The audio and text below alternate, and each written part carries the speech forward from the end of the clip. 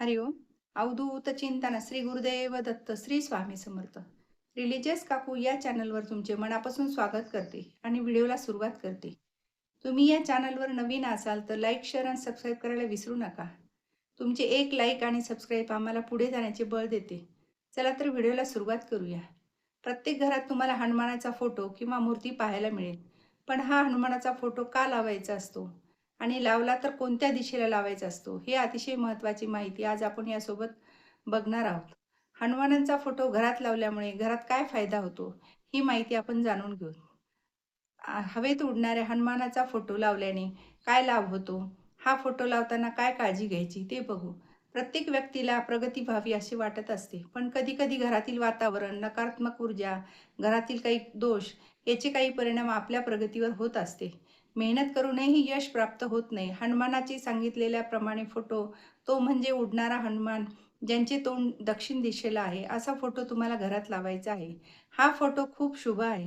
हा फोटो घरात लावल्याने घरातील वातावरण चांगले राहते, म्हणजेच वाईट शक्ती, नकारात्मक वातावरण येऊ शकत नाही.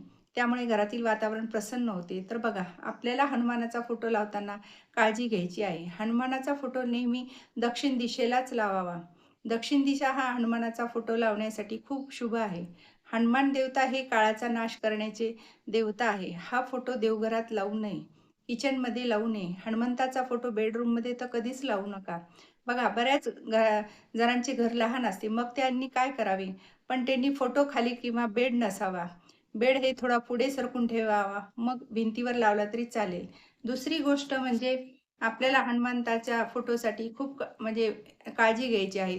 दर शनिवारी त्याला आपल्याला उदबत्ती ओवाळायची आहे. दिवा, धूप, दीप दाखवायचा आहे. आणि पंचमुखी हनुमानाचा फोटो लावल्याने काय फायदा होतो? मुख्य दाराच्या वरती बाहेरून लावले जाते. असं म्हणतात की पंचमुख हनुमानाचा फोटो घरावर लावल्याने घरातील जे काही वास्तुदोष आहे, तो कितीही मोठे असू द्या, ते निघून जातात. त्यामुळे घरात सुख शांती नांदते. म्हणून बऱ्याच प्रवेशद्वारावर पंचमुख हनुमानाचा फोटो लावतात. वाईट शक्ती आपल्या घरात प्रवेश करत नाही. म्हणून घरात हनुमानाचा फोटो लावायचा आणि घराच्या बाहेर पंचमुखी हनुमानाचा फोटो लावायचा. आता तुमच्या घरात समजा पहिले काही लावलेलाच नसेल फोटो आणि आता असं समजा स्टाईल्स वगैरे काही लावता येत नाही, तर तुम्ही एखादे स्टिकर लावले तरी चालेल. कारण आता तुम्हाला सगळ्या देवतांचे स्टिकर मिळतात.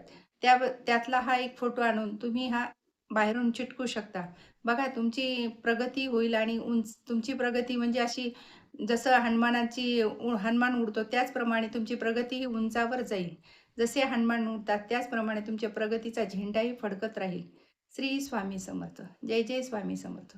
माझा जर व्हिडिओ तुम्हाला आवडल्यास लाईक, शेअर आणि सबस्क्राईब करायला विसरू नका.